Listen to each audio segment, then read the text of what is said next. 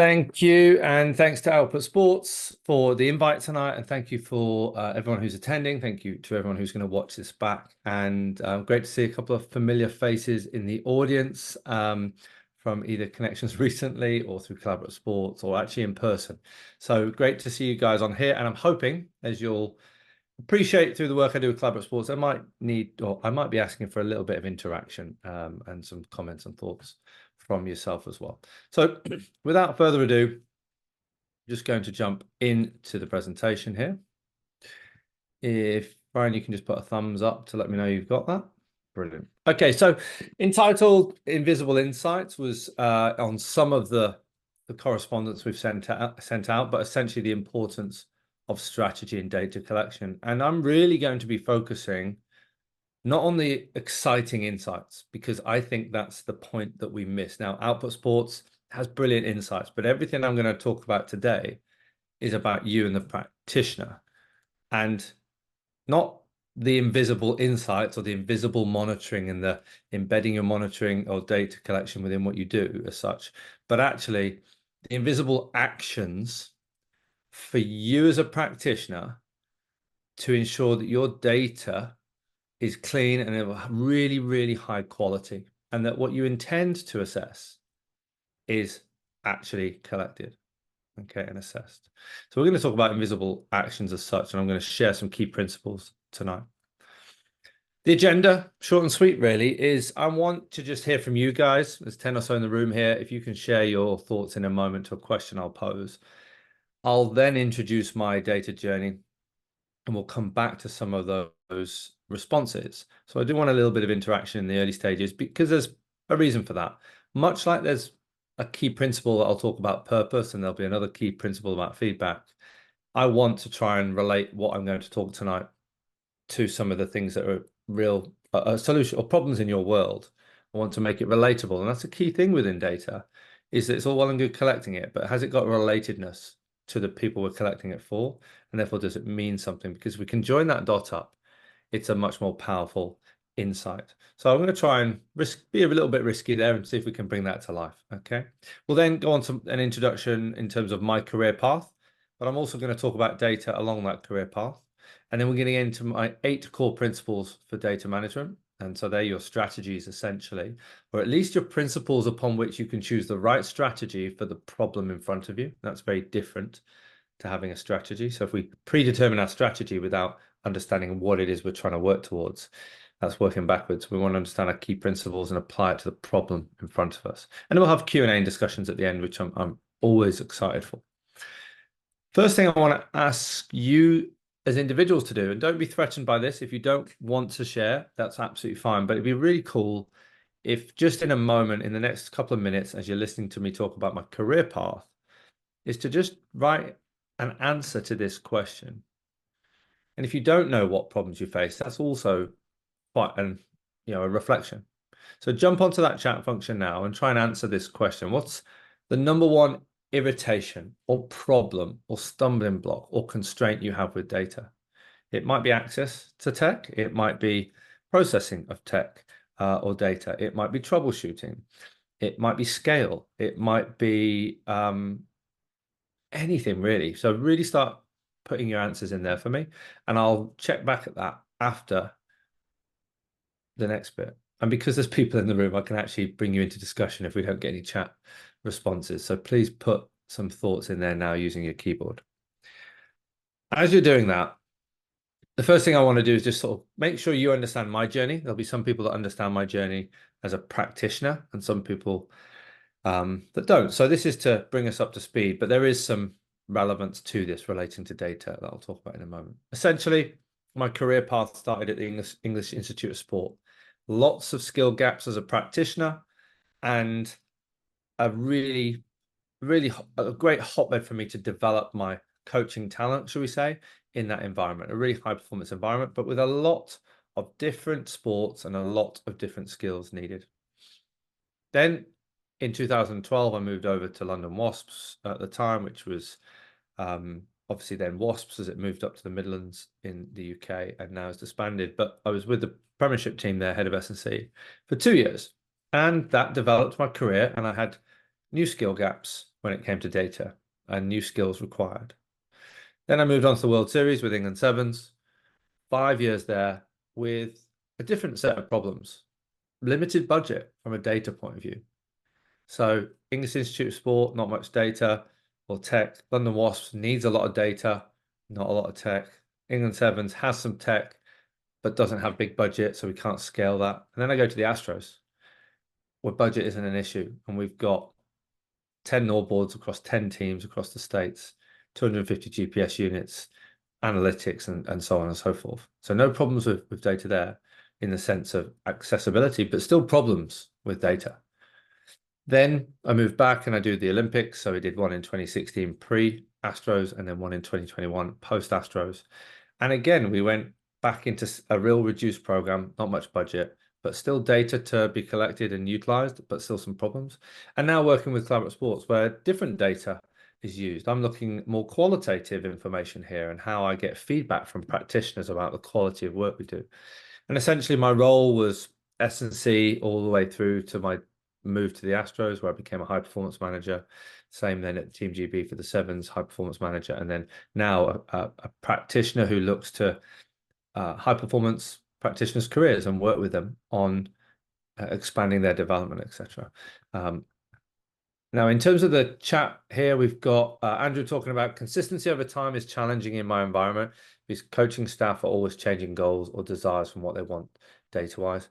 That's really, really interesting, and I'll bring that to life, Andrew. Thank you for sharing that. Consistency is critical, though. And Ben talks about a complex question. How does data translate to performance? Again, I'm going to give you a principle that brings that to life. So thanks for you guys for bringing that to life there. And I'll try and relate back to those things. Emilio here, how often is it necessary to collect data and when does too much data cloud the overall rehab goal? Great. So I'll try and bring these into life as we go through this presentation. So that's my quick career path. But in terms of the high performance environments, I've taken out collaborative sports there. I want to just bring to life for you the evolution of data through my career. I'm still, I hope, relatively young in my career. I hope I'd still have another 15, 20 years on top of the 15, 20 I've already had. Okay. But let's just share with you what I've been through from a data point of view. So at this point, the English Institute of Sport, we didn't have much tech. We had physiology labs, and our data came from 1RM testing, 3RM testing, broad jumps, a couple of jump mats. We had one force platform, which was a massive 1 meter square force platform. We had to manually notate. What I mean by that is we had to take every force trace of every jump, stabilize the start position, click the start of movement, click the end of eccentric loading, start of concentric loading, flight time, work out the difference, calculate the jump height from a flight time based on the force profile, and look at the landing spike and do that each trial. So for 44 athletes with England under 20s, Owen Farrell, Manu Tuilagi, all those guys back in 2010, it took us 3 days to analyze their mid-thigh pull, drop jump, CMJ for 44 players.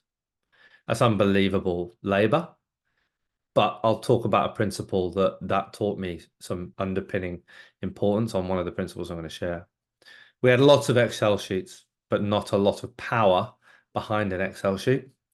Lots of volume load equations, etc. And we had the basic 2 to 5 hertz sample rate of a GPS at the time. No remote work. They'd lasted about an hour in terms of battery time. Then we moved to Wasps. We start to get things like isokinetics. We get more of an upgrade in 10 hertz GPS with an element of real time, but a very big disparity between real time on an iPad and downloadable data. Big gaps, some issues there. Lots of jump mat work. We had the original Tendo units, if you ever know them. They were on a big tripod with a big wire string. And that was our original VBT unit back then. And it just showed you the velocity, and that was it. And more Excel sheets, lots and lots of Excel sheets at the time. Then we move into England with England Sevens, and we start to get our hands, or I start to get my hands on valve systems. So you'll understand, obviously, they've got the force decks at the time. but they didn't have the systems that we see now. Okay, at the time, we had access to an AMS, but we didn't use it because it had more problems, more gaps in it than everything else. I started to look at HRV, but this was a heart rate strap HRV. Okay, whereas 2 years later, it was a finger sample on your mobile phone camera that sampled at a rate that had 95% reliability to an ECG. Whereas then the strap had about 85% reliability to ECG. We had more Excel sheets, but we started to see like the power of other ways to extract that data and visualize it. And GymAware was something we started to use. But a small team, not much budget, and we had to share equipment across teams, under 20s, sevens, seniors, women's. So that created problems. We go to the Astros, we actually have a data scientist. So up to this point, a strength and conditioning coach was my main trade or main profession. I had to have an underpinning of sports science skill as well. Well, actually, when we went to the Astros, we had a data science for all this. But that created problems because that person saw it as we need to test in this way, in this rigid every 6 weeks. And I was like, that doesn't work in our ecosystem. We have an ecologically dynamic environment. So that brought problems. But we could tailor a bespoke AMS because AMSs weren't serving the problem or the solution for the problems we had. So we had something bespoke that we could change every single day if we wanted to upgrade it because he could code. He was a very advanced sports scientist. He was looking at thermal imaging of the arm to look at the inflammatory response of a UCL. We had analytics department, 15 people in the glass house, as we called it in baseball, at the front office, looking at analytics of every single game. But the sport had 30 years of history as well, and we had markerless motion capture. And then we have my return to GB7s when I came back, and we had Japan, the Tokyo post-COVID Olympics, and we couldn't use tech because people couldn't share equipment, couldn't touch things. So actually, we just had a complete tech downgrade with what we were doing. But we still collected insights. We still collected good things like RPEs. We simplified the work that we did. And our main work was just simply what are we putting into the body mechanically from a GPS point of view and a heart rate response, and what is the response later the next day or so the next morning in terms of how do people respond to that load.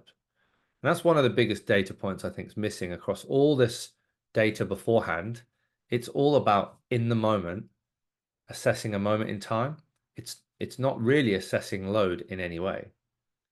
The HRV is a response to load measure. And so again, this comes back to having a purpose to your data, which is really something I'm going to hone in on in a moment. But if we look at now in the last couple of years, it's been quite a scarily advancement in what has happened with tech and data and insights. I think this is super exciting, both at the external platform end, so maybe something like an output, embedding AI and analytics into what they do, but also the requirement of high-level data skills for practitioners has gone through the roof as well. So if you haven't been noticing that, the requirements of organizations for people to have those skill sets and code and understand analytics potentially is a scary rate of progression. And so it's something for all of us to be aware of. So hopefully this evolution of my journey brings to life maybe half a career data evolution that you weren't aware of, okay, from an automation point of view. But we're all feeling the AI side of things across life as well. So it's important to recognize that there's an evolution of data. But with all of those things, all of those points that I spoke about and all those technologies, when it comes to data, it's very hard to not be influenced by the tech and the data available to us at an outcome end. And what I want us to hone in on here is the focus and the process around insights and data collection. Because what if the outcome was wrong? What I mean by that, it was a misdirected outcome. It was the wrong metric, or in fact, it was the wrong number because of the process of how you collected that information. Okay, so hopefully the principles I'm about to share now will bring this to life. The first thing is you have to have a purpose with data. So when we talk about invisible actions, behind the scenes, as a coach, you need to be thinking at a level that relates to a specific purpose. Now, you can have multiple purposes in a high performance environment. You might have certain tech, and we're going to talk about stress testing later, that you bring in and you do a project with certain number of athletes. And the purpose is to test the validity, reliability of that information. How you extract that data and insight will be very different, and how you interpret it and analyze it will be very different to if that information or that tech was being used to inform training decisions. If I have a GPS unit, I might choose absolute zones if my purpose is to talk to coaches about training program design. That purpose has nothing, absolutely zero, to do with load management. It's about the language between me and the head coach about his plan session versus what happened. Because players come and go. If we switch players around and we're using relative zones, and we switch a really good team who have a high output for 50% get swapped in who have a really low output, then if we're looking at relative zones, we'll see those less athletically gifted athletes at a much higher percentage of their workload, and suddenly the session gets praised because, hey, everyone did a hard session today. That's irrelevant, because training should be relative to the demand of the game, and therefore absolute, in my opinion. Now, that's my way of interpreting that, but I've got clarity of purpose there. Now, if you can use two sets of zones, you can understand absolute might inform my training decisions with coaches. That has nothing to do with conversations with athletes. That's conversations with coaches. Whereas my relative zones and exposure above 85% and above 70% max running speed would be very purposeful towards load management for a player. Can you do both? Yes, but you have to have clarity of both and separation of both. Let's take an output sensor. If we're looking to use a piece of tech like output to drive intent and competition, that's a clear purpose. But how we set that environment up and the processes we set up for it, and then maybe even the data we extract, should look different to if I'm using a CMJ, the same test, to monitor response to training by looking at it as a neuromuscular metric. I might look at a slightly different metric. It might look at movement time or contraction times if we can get them, etc. So having a real clear purpose is important, but what we do is we cover one bit of tech and try and answer tons of different questions. But for me, that's just a glossed over, blurred vision of high performance. So principle number one, know exactly what your purpose is. Is it for knowledge and insight capture? Is it to actually inform decisions? Is it to inform your systems and processes down the line in your evolution of your program? That's a different purpose. Is it to action a short-term thing, or is it to action a long-term thing? Is it actually to influence behavior or performance change? So if we're looking at intent, that's a behavior change. Okay. We might change the way we visualize data based on how we present it for behavior change versus performance and competition. Is it to link actions to outcomes by showing the effects of, hey, by doing this, everyone, you've got yourself to here, or you've actually dropped to here? Is it to bridge the gap between a physical component and a technical component? And is it education? All of these purposes are outcomes, and they will need distinctly different processes. So if you sit there going, I use a CMJ and I try and answer a lot of questions with it, for me, that's questionable. Okay, it should look different in terms of how you process that information. The next thing then is, once you have a purpose, is to think beyond the metric and think beyond the tech. So the next thing you need to do is think about people, systems, and processes.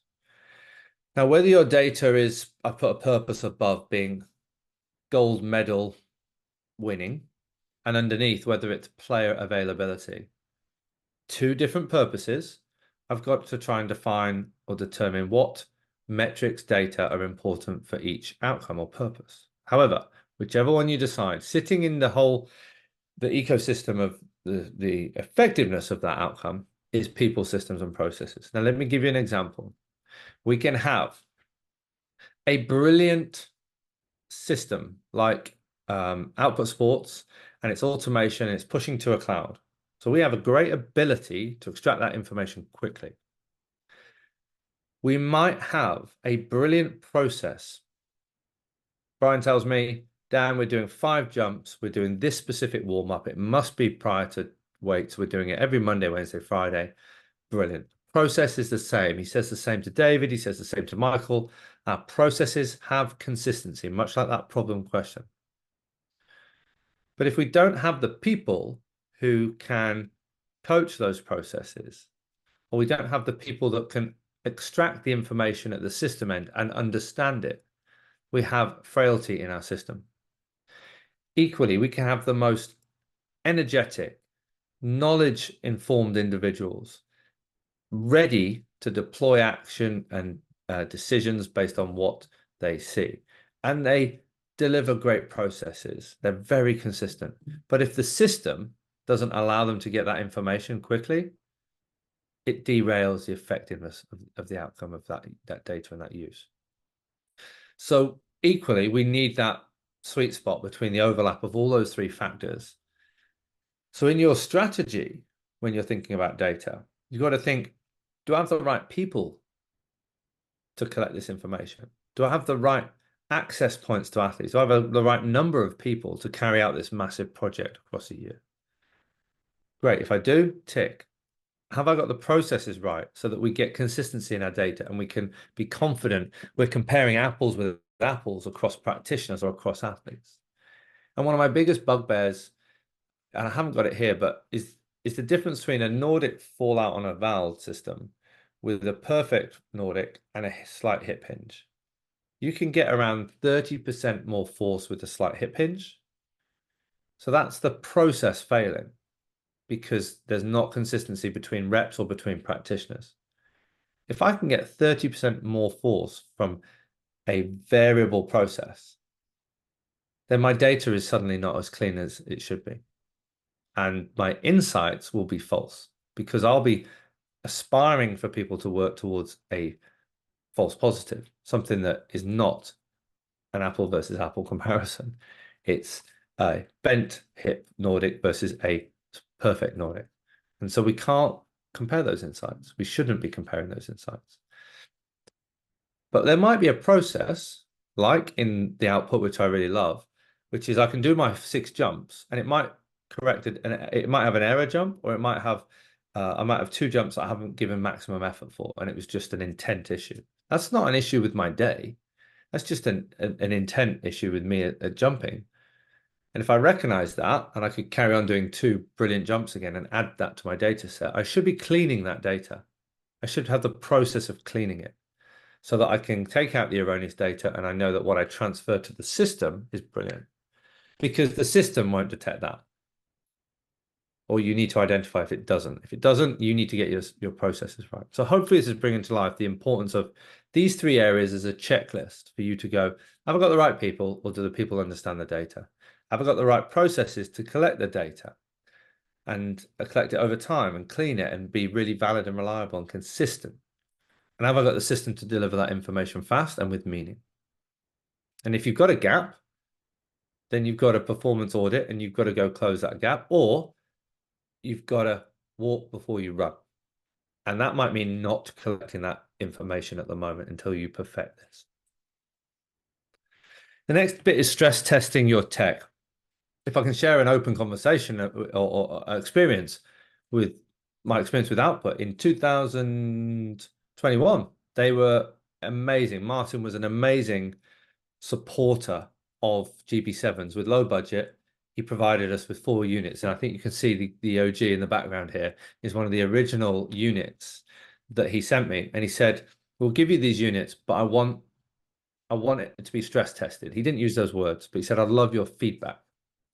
And so I went away and I trained with it myself for a few weeks. And I came back and I said, hey man, for me, there's some glitches in the detection of the first movement, especially with things like push press with a small movement range. and some other areas. And he went away and absolutely tweaked that and upgraded it within weeks. But it was because I stress tested that tech that when I deployed it to my athletes, I knew what to avoid, because at the time I knew what was going to give me high error. And that causes issues with athletes when there's no trust in what you do. And I could understand that what I wanted it for, the purpose I wanted it for, which was to drive intent in our training, it absolutely ticked the box for us. So you must stress test your tech. And that's where demos actually are irritating for the companies, but really useful for the practitioner. Demos and stress testing in that situation to say, does this tech test what it's meant to test, or assess what it's meant to assess?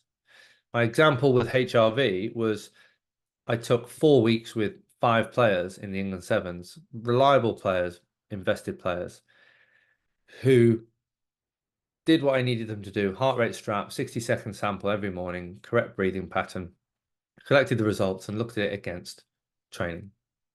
We demonstrated that there was enough power in that data for us to use it with the whole squad because of the responses to novel stress that we created with those 5 and how the HRV picked it up. It became a great tool for us and we published research on it, but there was a significant stress test period before I could understand what was the best use for this insight and tech for the purposes I wanted it to serve. And we do it backwards. We tend to bring the kit in, put it on athletes, use it, and suddenly we're going, well, what can we use this for? Or we don't have a clear purpose. So it's really important you stress test your tech. The next thing is to embed collection in daily processes. And so everything you're doing from a processes point of view, from my perspective, is about embedding it. Again, to use the word coined from Joe Club, invisible monitoring. Like, if we can make it part of the process of training, that's really important. And I'll tell you about why that is important in a moment.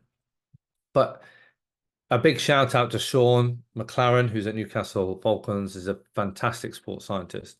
This is his visualization from our collaborative data skills mentorship, where we work with practitioners to help improve their ability to take data and visualize it into usable formats. But if we look at the left end of this curve, if we give that example of that Nordic with that slight hip hinge versus a perfect execution, that's our collect phase. If that collect phase is not correct, then what we're embedding within training is very noisy. And my point here is going into a football club and witnessing jumps that were competitive in a training session, that boys were just doing whatever strategy they could to get the highest output, short, sharp jumps, sometimes dropping down into a drop jump before jumping. So much variation. What did it create? An amazing competition. Perfect. But that data was put into the pool with the morning monitoring data and the physical profiling data. It was collected variably. It was stored in the same place. It was not tidied, cleaned, coded, validated in any way. And as a result, you get this wide variance of data, and sometimes you can't see the signal through the noise. Okay. So the collection is really, really important, because every cascade of events has an effect then on the quality of deployment. And sometimes we go collect, deploy, and we don't take control of that. So if you're missing out the ability yourself as a coach or teaching your athletes to pull out the erroneous data, you're storing the erroneous data, it migrates your ranges to a lower mean and a broader range, which is useful. Not useful for your norms, David, which you asked about. Norms come from having really good consistency in what you do in this process end before we worry about deployment. The deployment is about making it relatable. What does our report and dashboard need to look like? How do we communicate it? It's the hard skills on the left and the soft skills on the right. It's your ability as a coach to go, that is technically sound, that is not technically sound. Do that again, or delete that data. As we come up to the tidy, it's a bit more about soft skills. How do I code this competition day data collection versus a profiling day or a readiness jump. So CMJ could be competition driven and intent driven. It can be profiling driven, performance progress driven, and it can be readiness to train driven. If we're not separating that signal, then we just have noise in our data and it's all merging up the lines. And as we move up the end, it's all about, well, the transform, the visualize, the model of what we want to present and deploy is dependent on what we're trying to communicate. Does my GPS data have all my metrics and everything there to show the coach, hey, look at what I'm doing as a practitioner for you? Or does it have the one metric he wants, which is work rate meters per minute, for example, and an RPE? And what you'll find is if you have never asked the coach what he wants, he's probably just putting it in the bin. The deployment end, do you ask your athletes what's useful information for you? So this soft skill end is something that we need to think about. But it all comes from this collect, because we can have the greatest soft skills in the world, but if we're collecting terrible insights at the start, we're already questioning validity, reliability of what we do. Right, guys, I just want you to get ready. I'm going to deploy a set of questions now based on what I've just said. So I'm going to test you. If I say that to you and I actually am going to deploy a test, what do you immediately think? You probably think pass or fail. If I'm having a driving test, I'm passing or I'm failing. Right? If I'm going to strength test you, there's an association, there's an anxiety with the word test. That's not good coaching communication. When I went into the Astros, I tell this story frequently. I said, hey, man, let's just test your shoulder strength. And he told me to, oh. And I was like, what, why? He was like, I'm not having this data used against me. His perception was that this test would define his success or failure in contract negotiations. And so as a result, I was like, yeah, no. I've just come from working with a rugby group who'll do everything with data and insights to get a competitive edge. And then I've come to an environment where they're busting their balls to make it in pro baseball and demonstrate their worth, and they don't want data to use against them. There's a cultural consideration there as well. So for me, invisible actions are about just changing the words you use. Verbalizing it is as monitoring, unless it's definitively there to define a unsuccessful outcome and a successful outcome. For me, it's monitoring. All you're doing with a Bronco is assessing a current athlete state. All you're doing with a CMJ, if the purpose is readiness, is collecting your athlete status currently. What's their readiness? You're not testing if they're ready or not. You're assessing and monitoring if they're ready based on what's going on in their world. The softness of the word monitoring and the high performance mindset behind progression and that word is something I really stress people to use as opposed to the word test. So that's my next principle. The next bit is to check under the hood. And this comes back to stress testing, right? Even when you've got good data, checking under the hood is really important. So if I go back to my experience of 15 years ago when I was annotating every CMJ, I can see it now in my nightmares.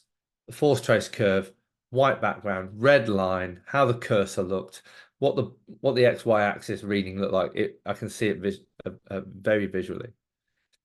But that taught me what was an erroneous data point. It showed me what was not a correct data insight.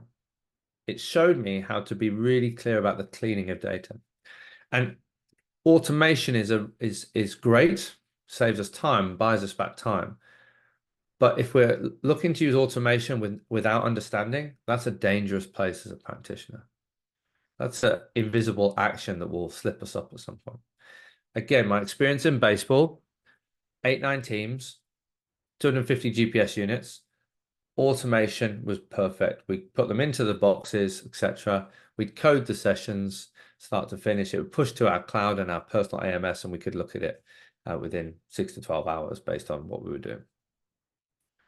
But there was lots of zeros coming out, lots of peak speeds of 50 kilometers per hour, all this randomness in this data. And what was happening is nobody was checking under the hood. They were going through the process, okay? And the system was right. The system was there to check for bad data, but we didn't have the people who understood what that data and that insight meant to be right and wrong, and what was normal and what was not normal. And all they were doing was, because of automation, and all they had to do was click code and timestamp, was they weren't clicking into profiles and looking at what was a spike in speed that was an erroneous data point, a glitch in the collection of that satellite based on it, or somebody's thrown the unit in the training session. They've not cleaned that data. And you have to check under the hood for quality of data. But equally, a jump height. A jump height is an outcome. That is like the speed of a car, 100 miles an hour. But if I open up the hood, how did I get 100 miles an hour? Was it with two 500 horsepower engines and a driver that put his foot to the floor, or was it, put his foot gently on the accelerator, or was it with somebody who had one engine and put their foot to the floor quickly? So did somebody jump shallow and fast, or did somebody jump deep and slow? Very different processes under the hood that tell you things, and people are ignoring that. Let's take an audit. And I've used this to bring to life embedding data collection within your training. So we would do 3 sets of 6, say, on RDLs, and then in week 4 we would assess, embed our monitoring within our training. Hey guys, verbally, just want you to switch out your RDLs today for Nordics. Set 1, do it as a warm-up. Set 2, we'll measure. But our process was set 3 was our contingency, either to validate something that looked erroneous, okay, but also to add meaning to what we'd already collected and make sure we get our best result. This individual here has 13% asymmetry. So relative to the norms of this rugby group, which was 7.5%, it's high. So the actions might be, all right, let's look at more Nordics, load the Nordic, or let's do some RDLs, for example. But if we look under the hood, okay, we see something different. This is what I call fast data. It pops up on your screen and it gives you the outcome. It doesn't give you process. It doesn't show you how that peak force occurred. There's a clear asymmetry, but do we just assume that it's at end range? Well, if we look under the hood, we can see a disparity in inner range knee strength that is actually bigger on inner range flexion than outer range. And we can see that our peak happens at distinctly different points on the left and right anyway. That's going to have a distinct impact on my decisions as a coach to program very inner range based knee flexion, accentuated eccentric loading, manual resistance work, as opposed to single leg RDLs, tantrums, Swiss ball hamstring curls, which are outer range, and so on. So looking under the hood shows you more, but automation will hide the hood. The automation is, somebody else is driving that car for you. You need to, where you can, look under the hood at process. Not all technologies are about that because they're about quick and simple solutions, but it's really important to look at that. And if we look at an RSI that is, 3.5, 4, very elite, the contact times are 120 milliseconds, super fast. Well, actually, processes, how are they jumping? If they're doing like these really stiff, stunty jumps, it's not the task that you've asked them to do. The process is not the right process for the outcome you intend to assess. So looking under the hood is about questioning your data and trying to understand why. Coming towards the end here, think fast and slow. So thinking fast and slow, you might have read the book Thinking Fast and Slow, but as this aligns to data, and Aaron Coops in the bottom right here has a really short editorial. It's like a 2-page editorial. And the iPhone analogy here, I have to credit Jose Fernandez with, who was my sports scientist at the Astros, is we sat there and we went, how can we use our data in a fast sense and a slow sense? If we're thinking about fast data only, do an audit, get my result. Do my CMJ, get my result, right? And we don't zoom out and look at that data in a slow sense with more space and time, then we've got a problem. Let's take the iPhone. Why has the iPhone iterated? What's the point of that? Well, every app you can consider a fast data point. Okay. Apple would be able to see who uses what app most frequently, or what app is used most frequently. And over time, they could determine that from my fast data, that these apps are important and these apps are not. And they'll evolve their camera model with that knowledge in mind. But they might then look at the interactions between apps. For everybody that looks at the weather app, they then look at the travel app because they see it's good weather and then they go, well, how am I going to get to the place I want to go today? Or they might look at holidays based on weather and so on.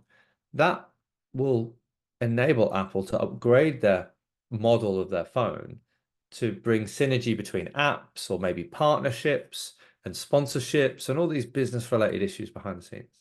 They're integrating fast insights out by zooming out and looking at it over time, which is slow insight. And so fast insight is the stable product that you have every day, like an output looks at CMJ every day. It gives me the jump height today, it gives me the jump height tomorrow, supports us on a day-to-day basis, gives us information now. The bit we don't do so well is look at the slow data. What's happening behind the scenes? And we'll look at this and zoom out, but maybe it's too late then. Okay, or we'll not look at the interaction between things. So for me, slow data is not just the aggregation of all the fast points, it's the interplay with other systems and other processes. And this is what helps your ongoing improvement and helps answer performance questions and queries. And so if we take a Nord board, it's the same data. In a fast sense, we've got the data here, we can change some programs now.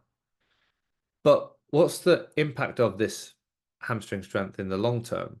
365, 24/7 against performance. And that's that question one of the other guys asked, is that how to have a performance impact.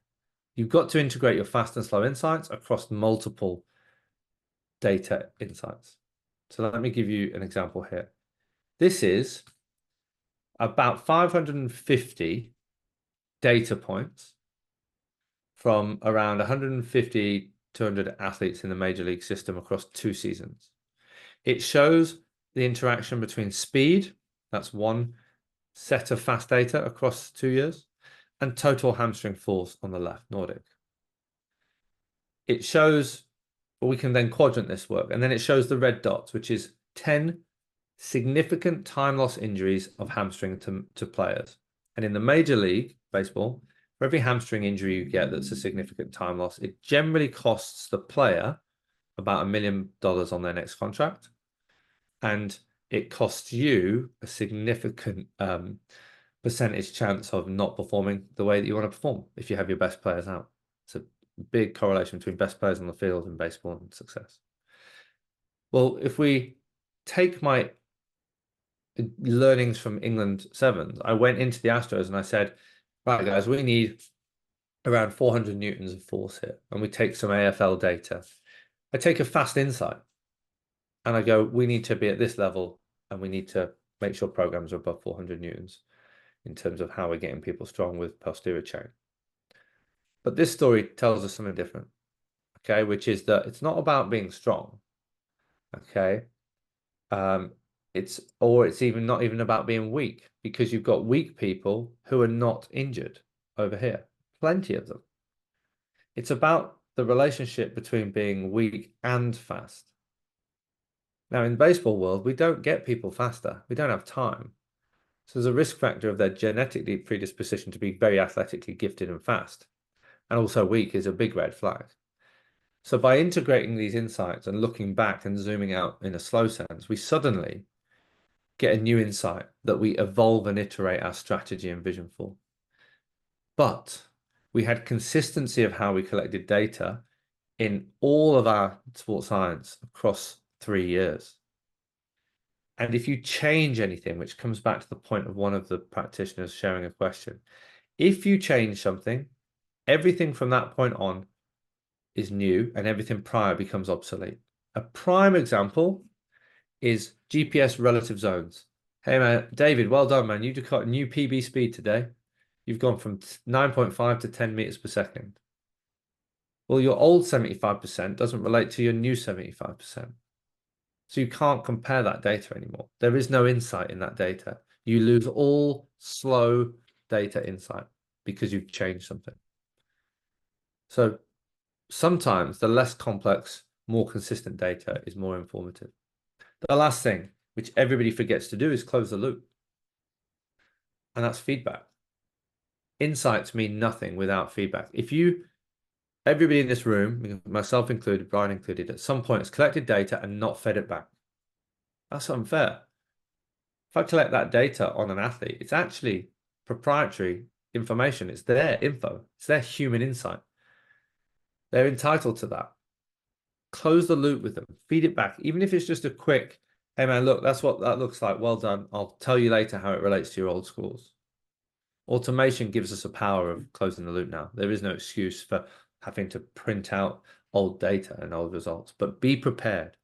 Plan for closing the loop really quickly and showing the relatedness of what you're doing, whether it's in projects, whether it's in daily assessments and monitoring, or whether it's over the course of a season or in phasic approaches to the season and how people have been trending. Keep closing the loop. And I used to do this with GPS. I used to give people like a metric of like where they've been traveling across the world. How far were they to flying around the world based on their GPS, or running around the world based on their GPS? Something as simple as that is enough of a close the loop system to keep people interested and keep people informed. So these are my 8 principles. We'll come to a Q&A in a second, but you'll get a little handout, or this cue card will be in the slides. But these are the key principles for your invisible actions as a practitioner to get the best out of data and create strategy in what you do. One more thing about data. Everything we've spoken about is with the athlete in mind, right? And what feedback is there for you? Don't forget yourself and insights and where you are going as a practitioner. So a personal principle is to systemize your development just as you should be systemizing your data collection. So where is the industry going? That's my evolution story at the start, where I demonstrated that the evolution of data has come on really, really fast. And if I could go back 10 years, I would learn how to, not code, but I would learn how to use Power BI and RStudio to a greater level, because now those sports science, strength conditioning, hybrid coaches are indispensable, right? Where's the industry going with data moving forward? What are your skills now? Do they align, or is there a gap? And if there's a gap, much like you stress test technology, assess your data, your athletes, and understand that they're 5 centimeters off what would be elite in terms of performance impact in a jump for sprinters, you're going to close the gap on that by training them systematically. Please do the same for your careers. And for me, there's a big thing within learning. We've got great people in the room here, and hopefully we can have a nice Q&A in a second. But Collaborate Sports is about helping you close that gaps. Obviously, this is a little bit of a pitch here relating to what we talked about. But learning, fair play for everyone turning up, because we'll get interactive in a moment. But if we could get everybody in a room from all these different areas of the globe and share information, how awesome would that be to our learning and our perspectives and our insights? Okay, any information is an insight, and that's what I try to do with Collaborate Sports. So I'm going to encourage you to ask questions, and let's have a discussion in a moment. And the values of what I do in this business and this mentoring business is to help you gain clarity, confidence, connection in what you do. Clarity in your principles, which is what I've hopefully given you tonight. Confidence to take them to create solutions for the problems you've shared. Okay, I'm going to stamp my authority on consistency here, because if I don't speak up, we're not going to get the quality of data that we need. And then connection between us tonight and the perspectives I can give you and Brian and others in the room can give each other. That's what we try and do. And so those are my contact details. I'd urge you to reach out on the email there if you'd like to meet up and talk about anything related to personal development. These are our programs, and they're not in boxes. They're all interactive. They're all online. They're all live. It's just a nice visual.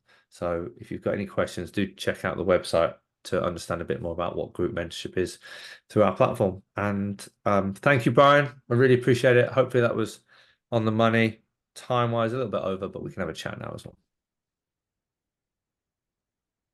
That was super, Dan. That was absolutely fantastic. Trying to load myself. So look, really interesting, and really just want to open up the floor just to let everybody know you'll get this recorded webinar tomorrow. So I know I could see people furiously taking notes, but we'll send it out tomorrow, and we'll also send out the slides. So, but yeah, as Dan said, feel free to either unmute yourselves and get the question going, or throw it into chat if you're not so comfortable in that, or the situation doesn't allow. So yeah, don't be shy. You've got Dan, and he's free. Michael's already unmuted, so if there's an intention, let's go.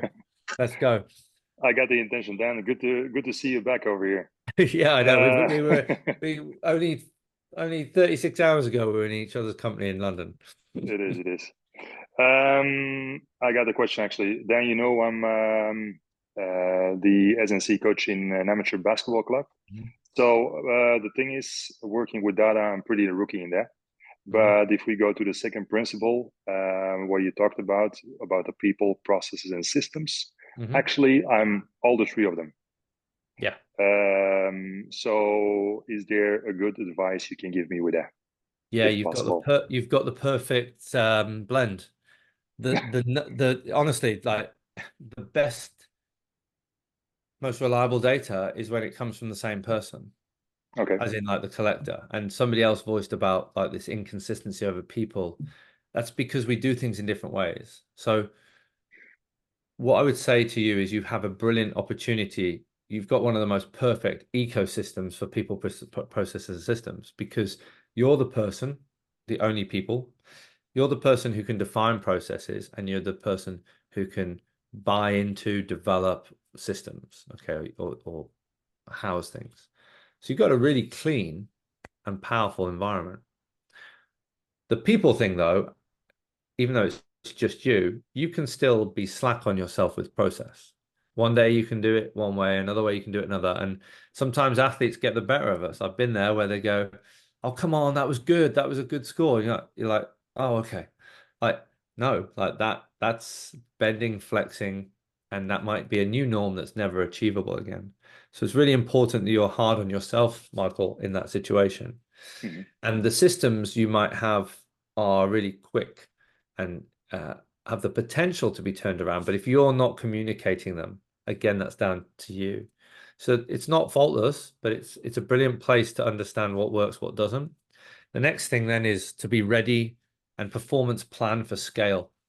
So the moment you have people to come and help you, or you have a different project where you may be scouting and talent development for your club, and you've got academies and things like that, well, you invite 3 or 4 people to help you. You've got to be really explicit about what you need. They may go, "Yeah, I've used Output before. It's not a problem." Yeah, no, it's going to be easy because they provide us with that process and that system. But I need you to test them in a way that's process orientated, that looks just like how I do it. So some real things to think about there, but you're actually in a pretty perfect model at the moment. Okay, thank you. No worries. Cool. Next question. What else we got? Put emojis up if you've got intention to ask a question or a need. David, I'll answer your normative data profile from scratch in a clinical rehab setting. Good to see you, by the way. And this is about consistency, and I say being brave. It is a bit being brave, because people don't like to make a decision in case it's the wrong decision. If I could go back on my time in sport across multiple sports, I would assess a broad jump, a 1200-meter time around a track, and a speed assessment if I had gates, right? Or at least a camera, and I would look at putting it through Dartfish or something, because I don't need any tech to do all that really outside the norm. But that would have given me so much consistency to compare a footballer at 16 to a rugby player at 16, and so on and so forth. So first thing is to understand what's a basic data insight and what's a complex one. And the first thing is to understand the purpose. So you're building a normative data profile. What's it for? If it's for informing progression in an individual through the rehab phase, then you actually don't need normative data. You just need to know what's typical. Like, that's different. There's a difference between what I think is typical and what's normative. Normative is about a demographic and a subgroup. But if you can understand the typical characteristics of an assessment, so we talked about this, like there should be an eccentric phase that's equal, if not greater, than the concentric phase in a CMJ. That's a typical signature response. It doesn't really matter what the output, the jump is, because we're looking in rehab to go from A to B to C to D, which is essentially progression. If you're looking at normative data, it's about clean data, clean processes, again and again and again and again, as long as you can, and then good characterization of that data. This is for this type of player, this is that type of player, this is in this condition, and so on. Yeah, no, you spot on. I'm same as Michael. I'm in a very fortunate position of looking at people, processes, and systems. I work in complex trauma, so we're using handheld dynamometers for insurance. For my bunch of guys, people break bones in rehab. We do our pre and post to inform case managers, solicitors that they're getting better. Where we want to create our normative is not just for amputations and for categories of our injuries. We actually want to use that data to inform strength scores to ensure people can walk again. We can literally create our own profile to chase numbers to dictate our clinical decision making, and no one's doing it in the UK to create these profiles depending on amputation or this kind of injuries of crash victims from motorbike there. So to create, basically, it's informing our exercise prescription between our practitioners in our multidisciplinary, like, okay, he's not hitting the mark. So basically, it's choosing our exercise prescription and making sure. But the thing that struck me the most, and what's not a question, sorry, Dan, is your slow and fast data. Yeah. Like, I'm chasing scores, but on the fast data, but on the back end, if you use a valve dynamo, it's the personal PB. That little vernier is the personal BB. So if I've measured someone 5 times, depending on if they've regressed or progressed, I'm chasing just that pin. What is their pre-test? And I'm always on the post-test. And from sport, we can get an outcome, but it's contextual for that patient, where they're at, and obviously on the fast versus slow data. So I'm in a good position that we're doing everything from scratch to create this, but it's basically our categories, which our consultants are going to have to choose within literature, but it's about just boxing them up and testing, and then looking at reflecting, looking at the next step. Yeah. So I'll jump in there. I think you've done a good synopsis of your situation. You've probably answered your own questions a bit as well, but you've got a great opportunity. You've got a really clear purpose. For me, I just heard you talk about what can we do to drive towards measures that relate to being able to walk and function again. Well, you've got your normative data from your Gen Pop who don't have injuries. You've got your new general pop, those who've been successful. Success leaves clues. So is there a gap between those two things, or are they actually comparable? And if there's a gap, then you've got an ability to go, well, look, working backwards from this, you are X amount of time, days away, essentially. But you then have a goal. It's a goal-based performance model. And that would be set as an ideal. That would be the equivalent of world-class, right? That would be world-class for that performance situation, for that group. Yeah. And so once you've got that process or purpose, you can reverse engineer from it. But what you'll need to do is collect a lot of information. You're in a project as well. Let's not forget this is a project.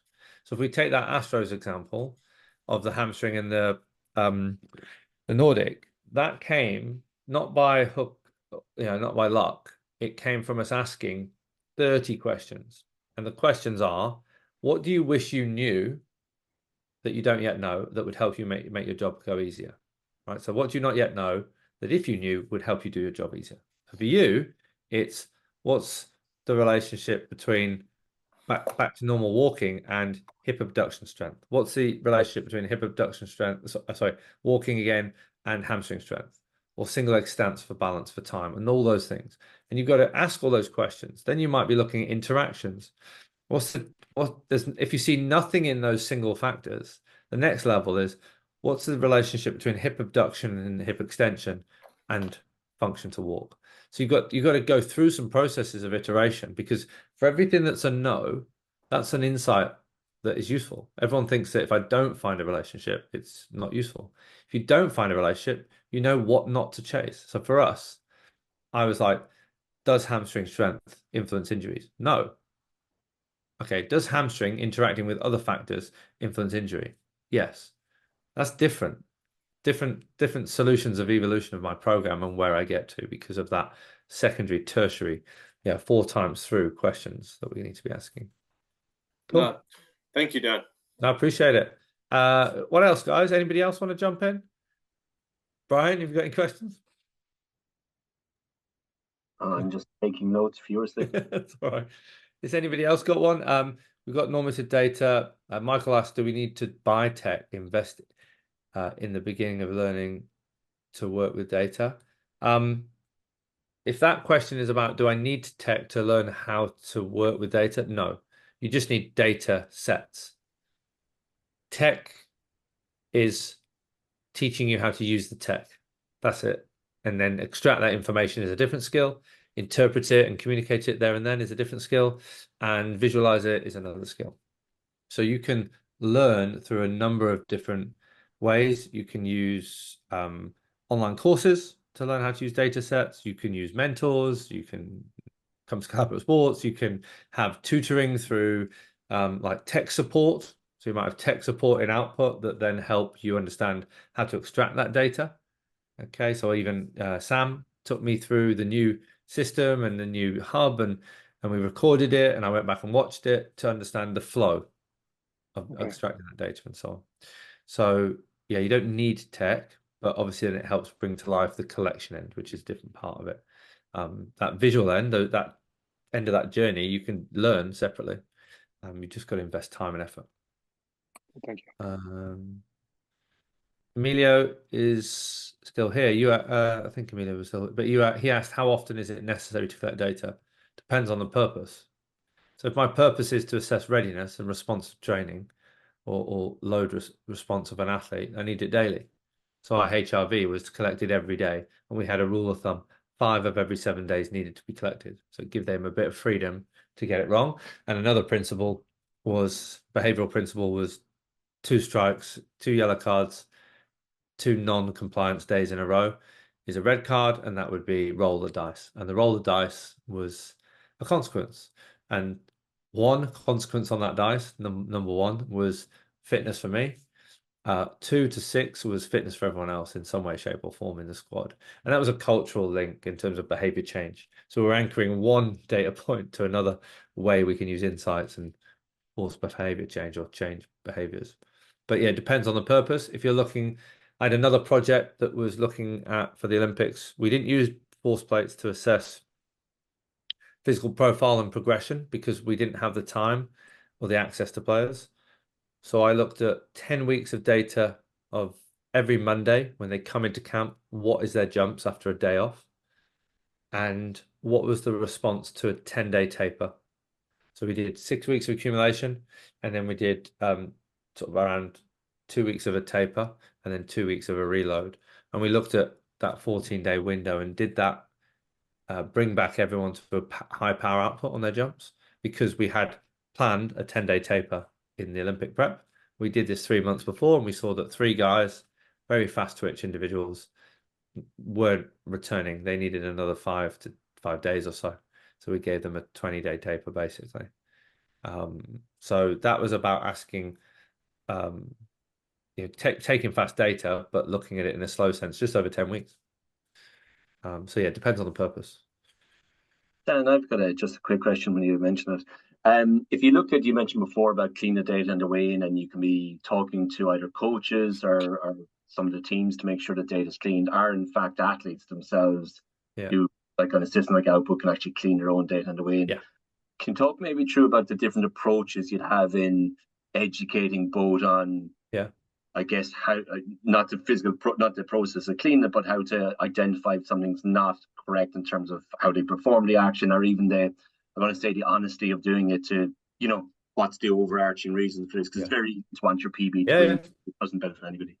Yeah, there's probably a couple of questions in the same problem there, which is the first one, I think, is a coach. How do we, if I take a CMJ, for example, I'm pretty confident from a coaching eye perspective that I can see when an athlete tries to cheat the system. That could be a hip hike.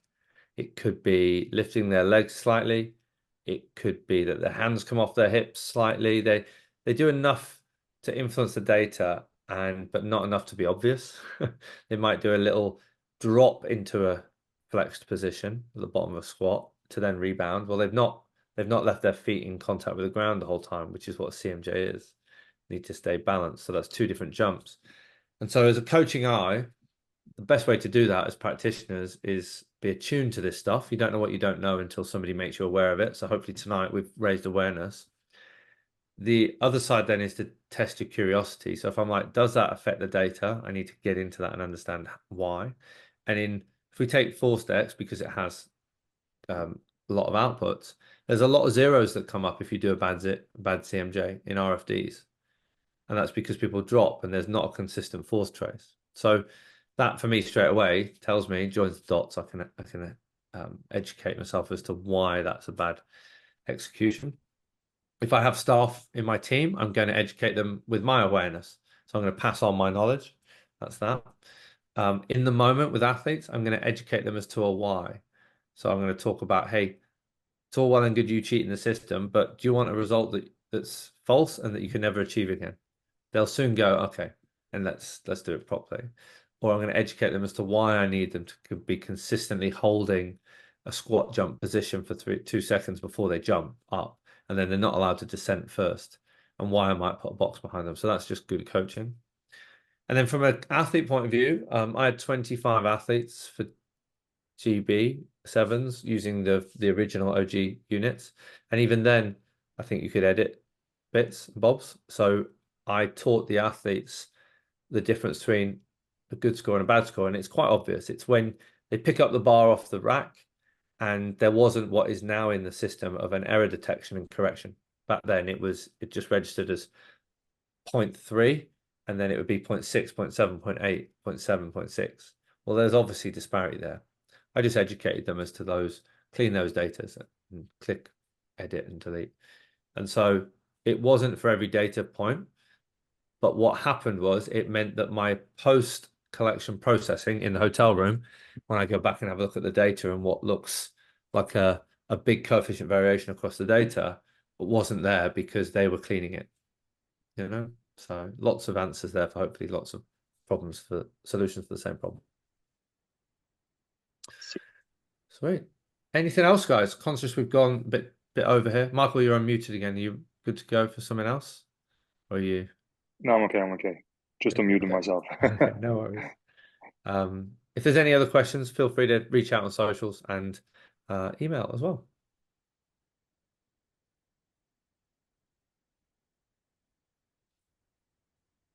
You're just muted there, buddy. Apologies. Yeah, thanks everyone for joining. Appreciate your time. Appreciate it's probably late in the world for a lot of people. So yeah, and thanks to Dan for being so generous with his time. And he's of course always wisdom. Thank you. Appreciate the invite, guys. Thanks so much. Stay in touch and look forward to connecting with everyone in some way, shape, or form soon. All right. Thank you, Dan. Thank you, Dan. Thank you. Appreciate it. Take care, guys. Thank you Bye-bye. very much. Very good. Thank you. Cheers. Thank you.